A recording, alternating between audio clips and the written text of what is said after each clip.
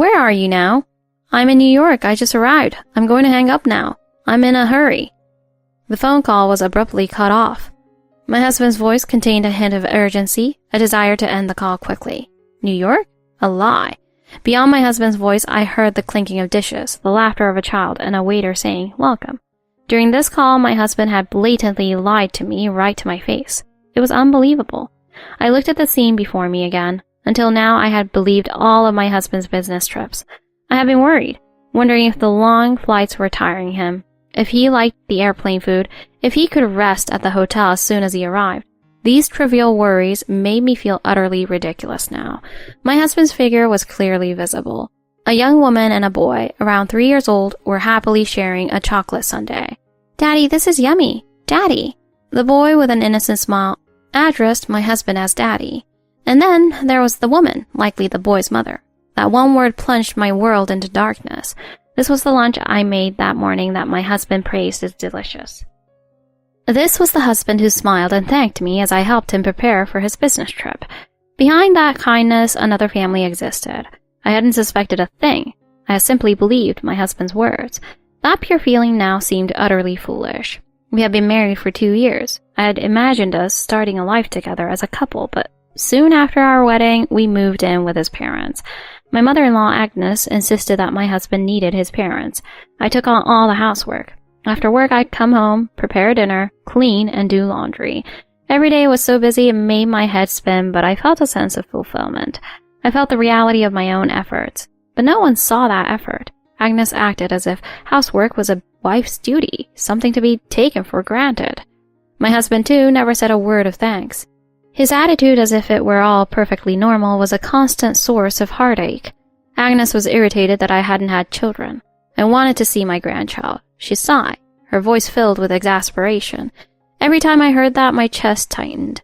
Images of Agnes's friends boasting about their grandchildren would spontaneously appear in my mind. I imagined Agnes must feel small in those situations. But why did she have to take out that frustration on me? "You're young. You should try harder," she'd say coldly, her words leaving deep scars on my heart. It wasn't that I wasn't trying. It wasn't that I didn't want children. But I couldn't tell Agnes that. Even if I did, she'd probably just dismiss it as an excuse.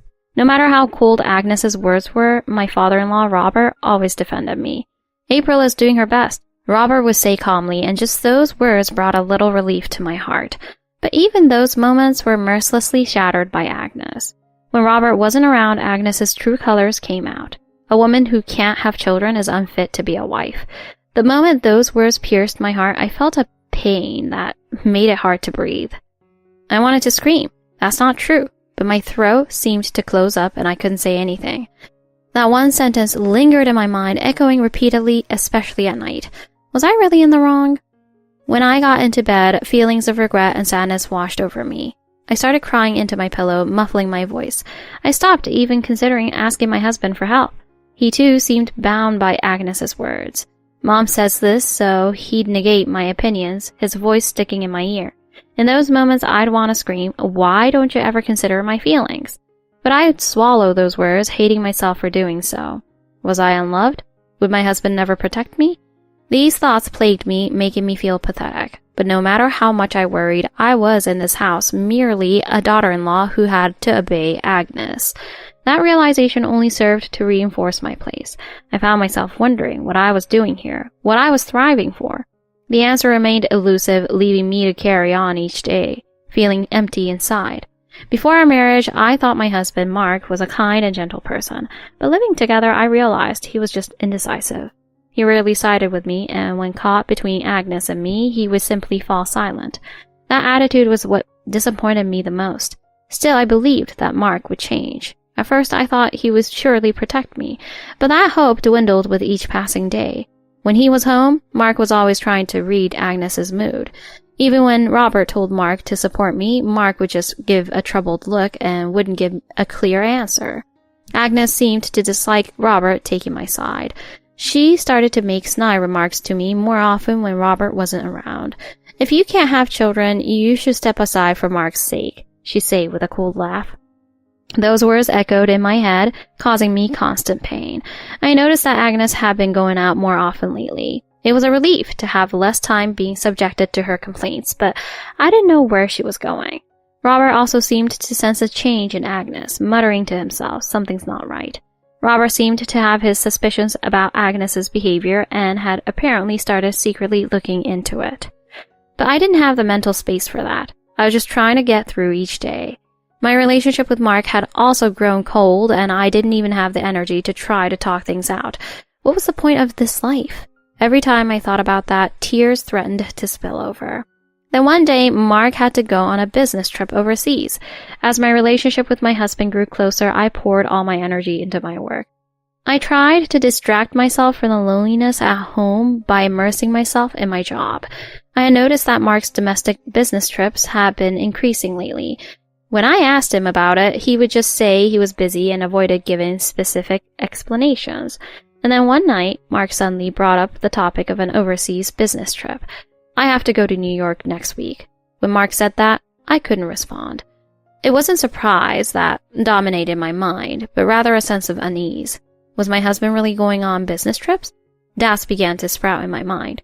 The messages I received from Mark every night had also become strangely formal and lacked warmth. Today's meeting ran late. I have a meeting early tomorrow morning. His messages were all like that, with no consideration or affection for me. He used to ask me how I was doing, even during his business trips, but now even that was gone. Furthermore, Mark's trips often fell on weekends. He explained that his holiday work had increased, but something still felt off. I had never seen Mark's stay stubs either. I had no way of knowing if his business trips had actually increased or if his income had gone up. In fact, lately it felt like our household expenses had increased, maybe due to eating out more. When I mentioned that we were spending more on eating out, Mark would just give a vague smile. Meanwhile, words from my friends made my heart even more uneasy. I saw Mark at a family restaurant last week. The woman he was with wasn't you, April, was it? Hearing that made my chest tighten. When I asked my friend where, she said it was a family restaurant in a town a little ways away. She said Mark was there with a young woman and a boy around 3 years old. When did you have a kid? My friend asked jokingly. I was at a loss for words. When my friend called out to the woman, Mark answered, she's a relative. But I've never heard Mark mention he had a relative that age. That one sentence sparked a definitive suspicion in my mind. Was my husband having an affair? And were all his overseas trips lies? The thought made me want to check my husband's phone in the middle of the night. But doing so felt like proof that I didn't trust him, so I couldn't bring myself to do it. Still, every time my friend's reports replayed in my head, my heart ached. What if the 3-year-old boy was my husband's child? That thought wouldn't leave my mind, sometimes even making me feel nauseous. My mother-in-law Agnes continued to make snide remarks about having children soon. Not once did Mark tell her to stop because I said so. I was so worn out that I confided in Robert. April, are you okay? You don't seem well lately. Those words almost made me cry. Why did I have to feel so lonely in this family? I decided to confide in Robert. I tearfully confessed about Mark's suspicious affair and the boy. Robert listened with a grim expression. When I said, it's not possible that the boy is Mark's child, right? Something inside me snapped. Robert firmly promised, I'll look into it. With those words, I felt the warmth of family for the first time. After that, the messages from my husband remained as bland as ever. I'm busy today, but doing well. Even though those messages were there wasn't a trace of the warmth I used to feel. I didn't know what to believe anymore. It felt like the time I spent with my husband was a lie, and I couldn't get my feelings in order. I kept recalling Robert's words. April, if anything is troubling you, tell me. Those words were the only thing keeping me going. Meanwhile, Agnes would ask me, not yet, every time she saw me. She attacked me for not having children, and I was exhausted by her attitude. One day I noticed something strange in a photo Mark sent me. He was supposed to be in New York, but the background looked like a cafe in the US. I couldn't help but feel anxious as I looked at it again and again. I wanted to believe I was wrong, but my doubts only grew. I decided to consult Robert again the next day. Robert, look at this. I showed him the photo with trembling hands. Robert looked at the screen with a serious expression. This definitely looks like it's in the US. The moment Robert said that, the emotions I had been suppressing overflowed. Tears streamed down my face. Robert put his hand on my shoulder and said, "It's going to be okay." How much those words comforted me, I can't express in words. Robert said, "I'll confront Mark." Hearing those words for the first time, I felt a sense of relief. I have been pouring myself into my work as a temporary escape from my family problems. At work, I strived to be recognized, and that became my driving force. My daily efforts bore fruit, and I could see that the trust from those around me was growing. My boss's evaluations were also high, and I was well liked by my juniors. For me, who was struggling with my husband's affair and my mother-in-law's treatment, the news that my hard work at the company was being recognized and that I was being promoted was like a ray of light in the darkness. The moment I heard the news, I felt like a knot in my chest was unraveling. It felt like my efforts had finally been acknowledged. Only in my career was I finding my worth, a stark contrast to my situation at home. The thought of how much that realization saved me is immeasurable. I wanted to share this joy with my husband, so as soon as I got home, I told him about the promotion. But my husband showed no interest in the news and simply replied with a, "Oh, really?" The moment he said that, the light inside me vanished instantly. Why was he so cold?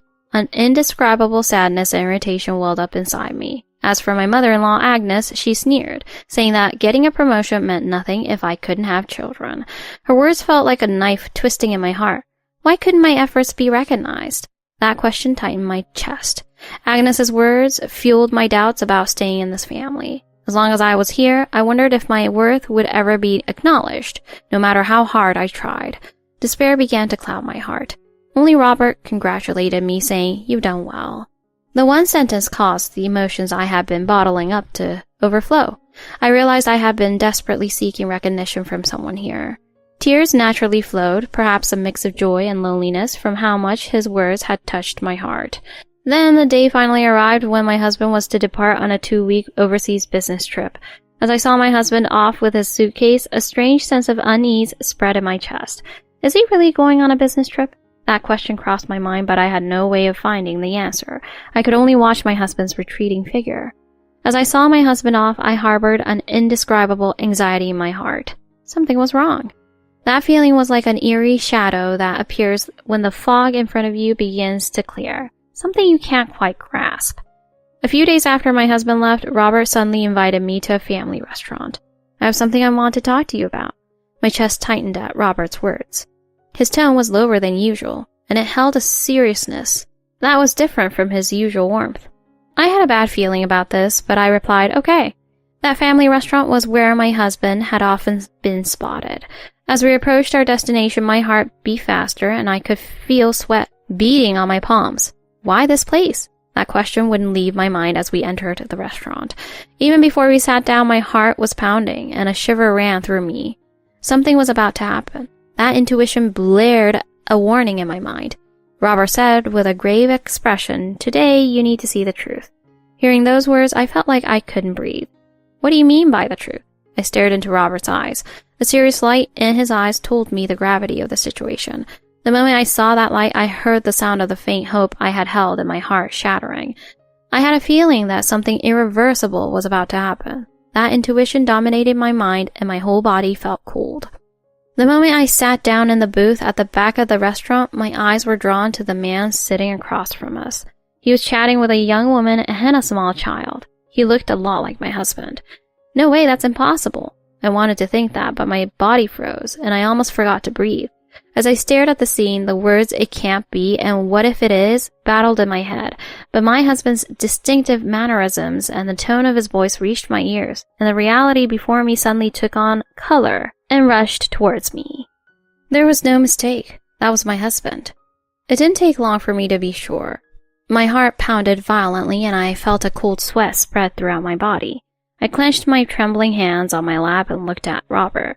Robert didn't say anything. He just quietly nodded. His eyes held the resolve of someone who knew everything.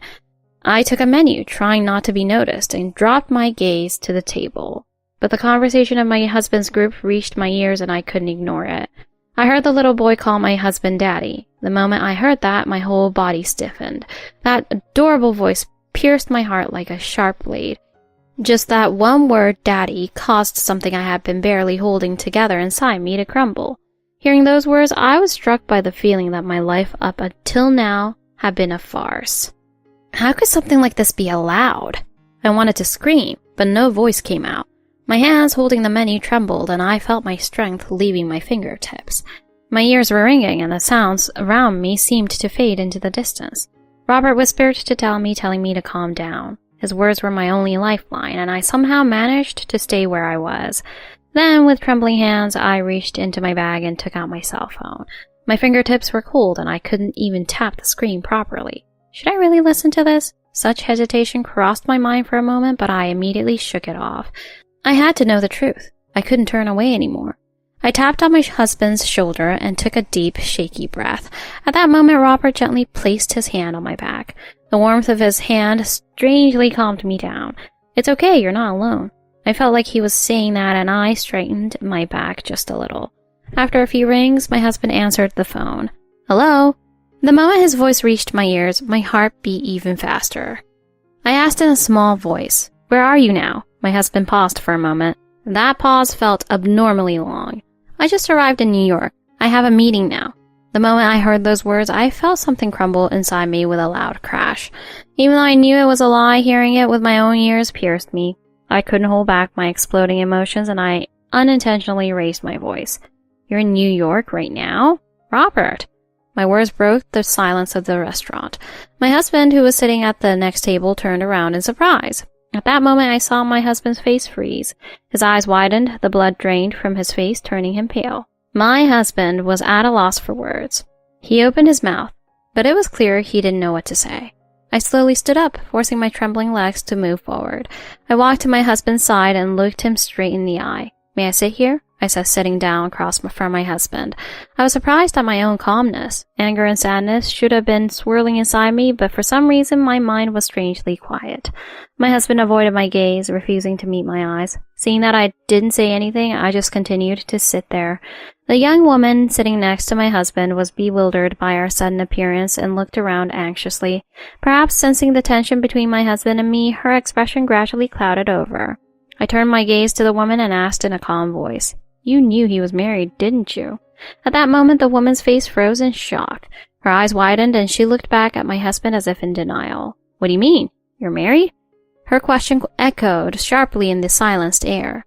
My husband, flustered and fidgeting, kept his gaze moving. "It's not like that. It's a misunderstanding." He spoke in a strained voice, but his words lacked any conviction. The moment I witnessed his demeanor, the faint hope I had left for my husband crumbled with a loud crash. This was the true nature of this man. Overwhelmed by a sense of detachment, I felt my mind strangely cooling down. Robert quietly spoke. "You have a responsibility to explain everything to everyone." His voice was quiet but filled with deep anger and disappointment. At those words, my husband couldn't react. He just hung his head. The woman remained frozen, tears welling up in her eyes. A little boy, holding her hand innocently, asked, "What's wrong, Mommy?" His voice made the atmosphere even heavier. The woman, on the verge of tears, muttered, "I didn't know he was like this," as she pulled the boy's hand and stood up. I could see her back trembling. As I watched them, a complex mix of emotions swirled in my chest. I was just like her. I had been deceived too. The moment that thought crossed my mind, a strange sense of relief spread through me. But I'm free now. I felt that because I was certain I could finally break free from the chains that bound me to my husband. Robert said nothing, silently watching the woman's retreating figure. I took another deep breath beside him. Robert was staring at the retreatment figures of the mistress and the little boy. His eyes seemed to hold not only anger but also a deep sadness. After a while, Robert quietly turned to me. "Let's calm down for now. We'll talk later." His words made me feel a little less tense. I nodded, sat back down, and took a deep breath, but I couldn't organize the swirling emotions in my chest. My husband wouldn't meet our eyes and remained silent, head hung low. That figure spread a cool feeling inside me that I had never felt before. Why couldn't he show his true self except in this way? I whispered in my heart and quietly sighed. Robert spoke again. His voice was low and quiet, but each word was filled with a sharp, piercing power. "You betrayed your family. Before making excuses, reflect on your actions." The moment those words were directed at my husband, the atmosphere became even heavier. The mistress also seemed to hold her breath, quietly lowering her head. My husband couldn't even lift his head, and in a small voice he muttered, "I'm sorry." His voice was so feeble that it had no persuasive power at all. Is that all? I wanted to say that, but I swallowed the words and stared at my husband's figure. Robert, too, seemed unable to hide his disappointment at those words. He quietly closed his eyes, took a breath as if swallowing something down, and then looked straight at my husband. An apology alone won't solve anything. You hurt not only April. Robert's words were neither cold nor warm. They simply presented the truth to my husband. My husband still didn't respond. That silence seemed to indicate the heaviest sense of guilt to me. I took another deep breath and averted my cold gaze from my husband. The menu on the table in front of me seemed like something out of a reality far away. We left the family restaurant with awkward steps. The mistress held the little boy's hand tightly, her gaze fixed on the ground. When Robert opened the car door, she silently picked up the boy and got into the back seat. I sat next to her, and although I tried not to meet her eyes, I felt a shared pain somewhere. When the car started, a heavy silence filled the air. Only the low hum of the engine could be heard, and the city lights outside flowed by dimly. After a while, the mistress muttered softly, "I didn't know he was married. I believed everything." Her voice was tinged with regret and sadness. I could see her hand trembling slightly, and my chest tightened. "It's the same for me," I answered in a small voice. "I was deceived too." At those words, she nodded, tears welling up in her eyes. At that moment, a strange feeling welled up in my chest. She and I were the same. When I realized that she was also a victim, hurt by my husband's lies, I felt a little bit of my loneliness lifted. Suddenly, the little boy innocently asked, "Daddy, where are we going?" His voice broke the silence in the car. I held my breath at his words, and when I looked at my husband, he was gripping the steering wheel tightly, staring straight ahead. He didn't even respond. He just kept silent, not even twitching an eyebrow. Seeing that, pain and sadness welled up from the depths of my chest. The boy's pure voice seemed to highlight my husband's sins even more clearly. This child knows nothing. That fact evoked complex emotions in my heart. The car arrived at the mistress's home a while later. The mistress picked up the boy without a word and got out of the car. "Thank you for your help," she muttered softly. Her voice seemed to contain more sadness than gratitude. As I watched them go into the house, I repeated the words in my chest over and over. Was I freed? Or am I still bound? Robert turned off the engine, and the silence in the car deepened further. "Shall we go?" I nodded silently at his words and got back in the car to return to my in-laws' house. When I opened the door to the house, I could hear the sound of the TV from the living room. Agnes was sitting there, a blanket on her lap, watching a light-hearted variety show. When she noticed me, Robert and Mark returning home together, her eyes widened. "What happened, Mark? You're back already?" Her voice was a mix of surprise and confusion. I saw Agnes's expression stiffen for a moment, and a strange sense of discomfort welled up in my chest. It was as if she were hiding something. A hint of guilt seemed to flicker across her face. Robert, in a heavy tone, quietly spoke. "We found out that Mark was having an affair. And not only that, but the other woman also had a child." The moment those words echoed in the living room, the air seemed to freeze. Agnes's face momentarily stiffened, but the next moment, as if she had remembered something, her expression suddenly brightened. "Is that true? He has a child? Does that mean I have a grandchild on the way?" Agnes's voice was excited, and she clapped her hands as if she had heard good news. I felt a chill run down my spine at her abnormal reaction. How could she react like that? Agnes's appearance, as if she had completely lost all common sense, brought me to the depths of despair. She continued to talk as if there were no problem at all. "Then you should divorce April and remarry that woman. If there's a child involved, things will move quickly, right?" My thoughts stopped for a moment at her words.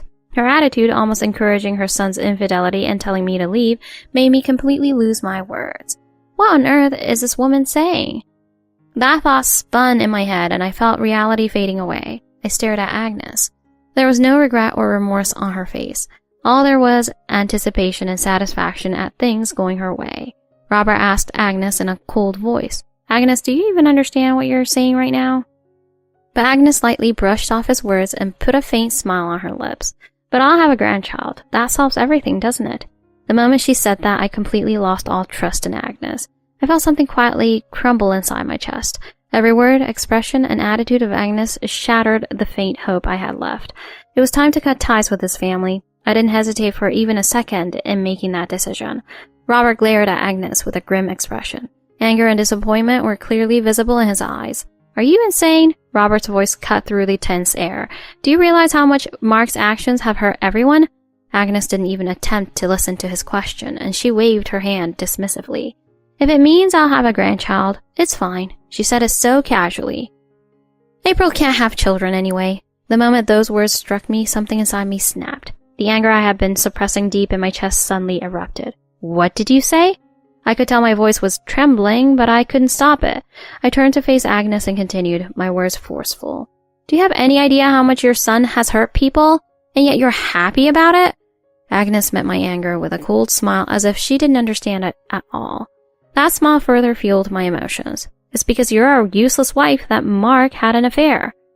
The moment those words echoed, everything I had endured until now exploded, and a cold anger spread through my heart. This is my limit. I took a deep breath while shouting that in my mind. Then quietly but forcefully I said, I understand. I'm leaving this house, and I'm getting a divorce from Mark.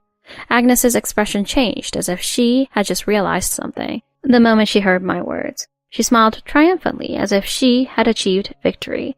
Fine, get out of here as soon as you can. The moment I saw her arrogant attitude, I lost even the last bit of sympathy I had for her. I won't let this woman control my life any longer. I felt a strong sense of determination. I looked at Agnes's face and a strange sense of calm welled up within me. This is the end. I won't be tormented by you any longer. I quietly muttered that in my heart and stood up. Robert raised his hand and stopped Agnes with a sharp voice. Agnes, stop it. Don't say another word. Agnes's lips immediately stopped moving at his words. You could see the confusion on her face, but she tried to hide it by putting on a faint smile. Robert took a step forward and stared intently at Agnes with strong eyes. You're not in a position to be lecturing people either.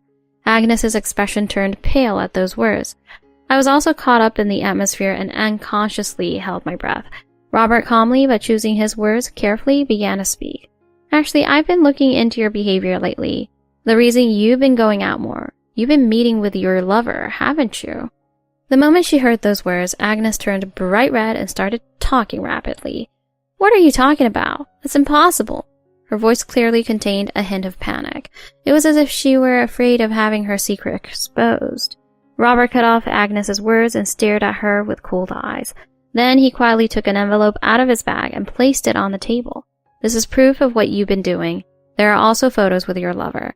Agnes's confusion reached its peak at those words. She frantically gestured at the envelope with trembling hands and raised her voice. This is fake. It has to be made up. Robert didn't react to her words. He slowly opened the envelope and took out several photos.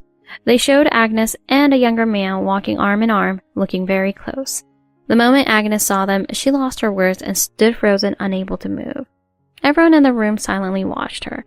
As I watched her, I was enveloped in a strange sensation. I should have felt like I was getting revenge for all she had done to me, but there was no satisfaction in my heart. Instead, emptiness prevailed. He's a young guy too, my husband muttered. The moment he said that, the atmosphere in the living room changed again. My husband glared at Agnes and spoke in a voice filled with disbelief.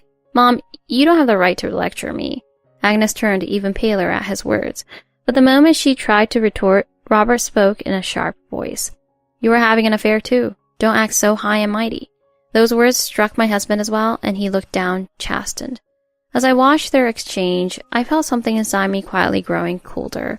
The air in the room was as still as if it had frozen over. My husband kept opening and closing his mouth, his gaze darting around. I couldn't help but furrow my brows at his flustered demeanor. I don't want to hear any excuses, Robert's low voice echoed in the room. His voice held not anger but deep disappointment. What are you going to do now? At that question, my husband remained silent for a while, then finally spoke. I don't want to break up with either April or my mistress. The moment I heard those words, I felt something quietly crumble inside my chest. The love I had for my husband vanished like smoke. I wanted to scream, "What are you saying?" But I suppressed the urge and stared at my husband with cold eyes. Robert, too, looked surprised, and he asked in a stern voice, "Mark, are you really thinking about fulfilling your responsibilities as a family man by saying that?" But my husband didn't answer. He just looked away with a troubled expression. Even the last bit of hope I had for him disappeared at his attitude. I'm getting a divorce from Mark. I said that in a surprisingly calm voice. That's my answer. At that moment, Agnes's face lit up. It was as if the development she had been waiting for had finally arrived. She had a satisfied expression on her face.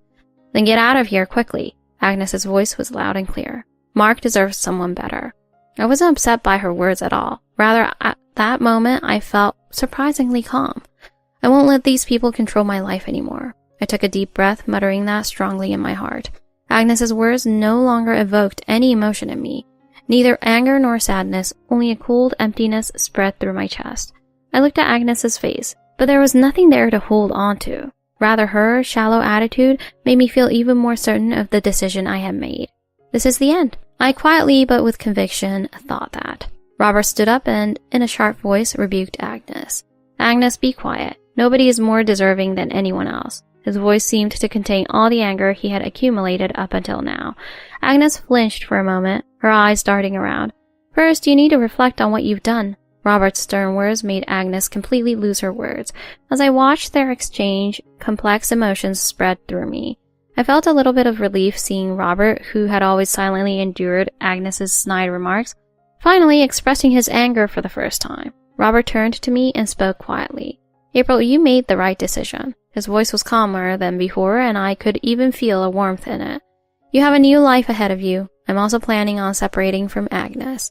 The moment I heard those words, my chest felt hot and my eyes burned.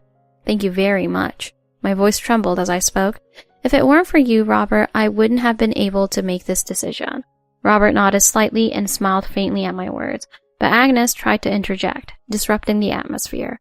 However, Robert turned a cold gaze towards her and said icily, Agnes, you're going to be paying compensation too.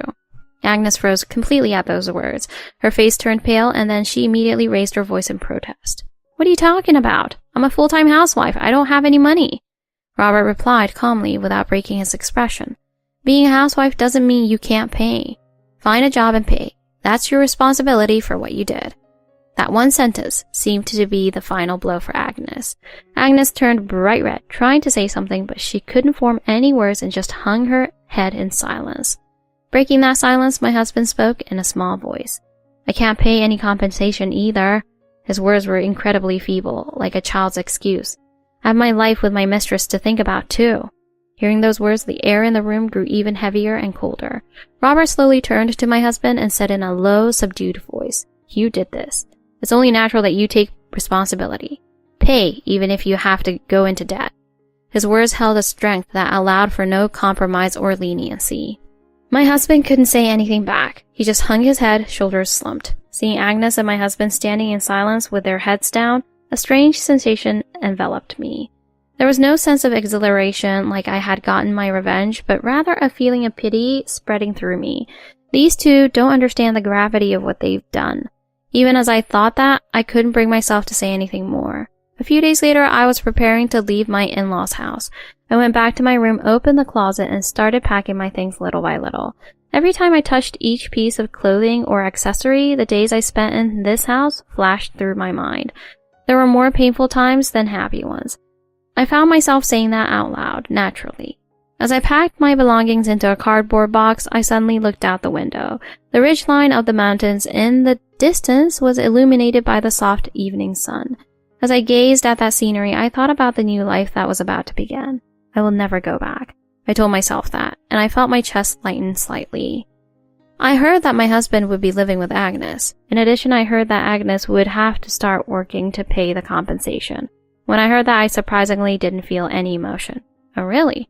That was the only thought that came to my mind. I also heard a rumor that Agnes had been dumped by her younger lover. Well, serves her right, I thought, but I didn't think about it any further. For me, what was important was not past events, but myself from here on out. And then the day finally came for me to leave my in-laws' house. I loaded the packed cardboard boxes into the car and looked back at the entrance. There were too many painful memories. The time had finally come to say goodbye to this house too. When I entered my new apartment, soft light was filtering through the curtains. It wasn't spacious, but there was a definite sense of freedom. I opened one of the boxes, and the first thing that came out was my favorite coffee mug. I stood in the kitchen, boiled water, and poured coffee into that mug. When I took a sip, I let out a sigh of relief. This is the start of my new life, I muttered, and a smile naturally came to my face. Amidst a mix of anticipation for the future and a bit of anxiety, I savored the refreshing feeling of being freed from the struggles of the past. One step at a time, I will live my own life. I made that resolution in my heart and quietly drew the curtains. A new landscape spread out before me beyond the window. It was a hopeful landscape, completely different from anything I had seen before. 6 months passed since I started my new life. During these 6 months, I continued my journey of reclaiming myself. At first, everything was new and a little scary. This responsibility and freedom to make all my own decisions suddenly weighed heavily on me. I came to enjoy waking up early, getting myself ready, and planning my day in the quiet room. Unlike life at my in-laws, every day was comfortable, being able to move at my own pace. Gradually, making the room more to my liking was also therapeutic for me. Arranging plants by the window, choosing bright-colored curtains. Small changes transformed this place into my own. After the divorce, I poured even more energy into my work than before. I took on new projects, and when the results were recognized, I felt a warmth in my chest. There are still things I can do. The moment I thought that, the struggles of the past felt a little lighter. Still, the memory of being betrayed by my ex-husband hasn't completely faded. Every time the pain of that family restaurant resurfaced, I would tell myself, I don't have time to dwell on the past. Those words kept pushing me forward. One day I suddenly felt that work alone wasn't enough. When I casually asked my friends if they knew any good guys, they all responded seriously. I found myself thinking that next time I'd like to be able to tell whether someone is indecisive or just kind, and I felt a little proud of my own growth. I still keep in touch with Robert. April, you're really doing great. I can't count how many times his words over the phone have saved me. We may not be real father and daughter, but our bond is definitely strong. One evening, as I was gazing out the window, I saw the distant mountains bathed in the setting sun. When I saw that scene, a quiet hope was born in my chest. This is my life. Muttering that in my heart, I took a deep breath and took a new step forward. This road continues on.